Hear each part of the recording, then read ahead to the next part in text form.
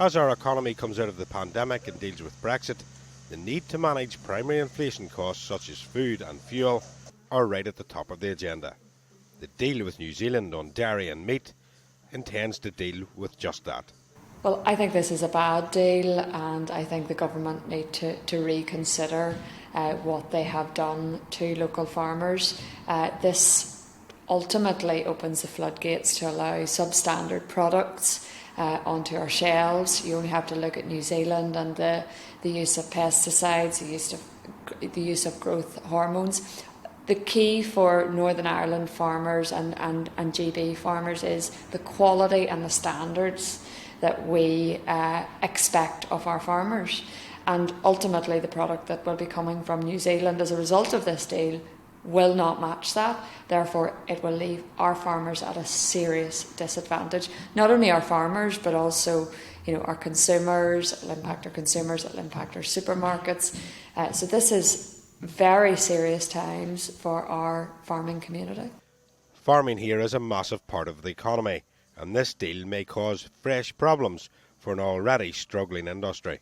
And it further siphons Northern Ireland from its largest market. And ultimately, our food, the food that we supply here in Northern Ireland, or that we produce in Northern Ireland, I think makes up 20% of GB's overall food processing. So, ultimately it puts Northern Ireland at a serious disadvantage and ultimately further impacts our Northern Irish farmers.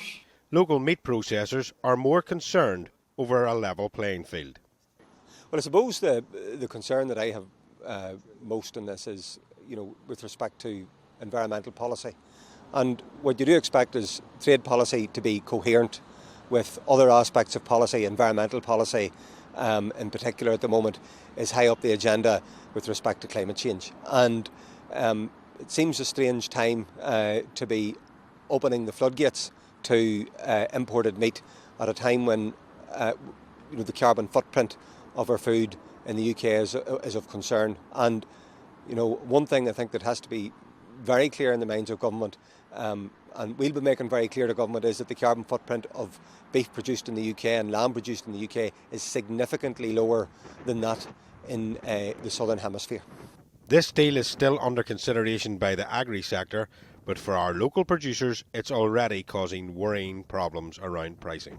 80% of what we produce is in the UK market, and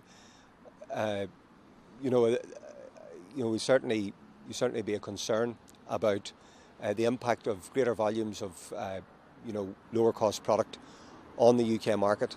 We have to have a level playing field with respect to standards, and at the heart of that, of course, at the minute is going to be the whole question of climate, and that is certainly where we have a very, very strong advantage, because our carbon footprint in the UK is lower than other parts of the world that would seek to serve this market, and I think that's going to be key. And I think if we're going to have a coherent trade policy, our trade policy is coherent with our environmental policy, there has to be a strong focus on that.